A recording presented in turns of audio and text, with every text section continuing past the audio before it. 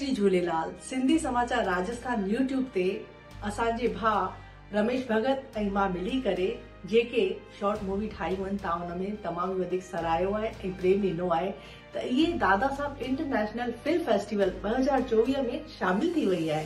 कहिड़ी शराब है ख़राब लाल साईं के चमत्कार की इहो तव्हां एॾो प्रेम ॾिनो आहे, एॾी सराहना ॾिनी आहे। इन वजह सां पाण सिंधी समाज लाइ तमामु ई गौरव जी ॻाल्हि आहे कि उहा Dada Saheb Phalke international film festival 2024 में शामिल थी चुकी आहे ऐं तव्हां हुन ते तमामु वधीक प्रेम ॾिनो आहे त तव्हां सभिनी जो तहे दिल सां धन्यवाद। ॿियो हर्ष जो विषय इहो आहे कि हिकु नई सत्य घटना ते आधारित मूवी अचण वारी आहे, इश्क फरेबी।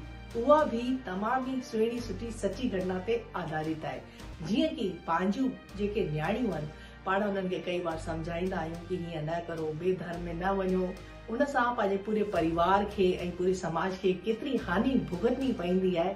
इहा मूवी शॉर्ट मूवी जेकी तव्हांजे समक्ष जल्दी अची वेंदी सिंधी समाचार राजस्थान यूट्यूब ते।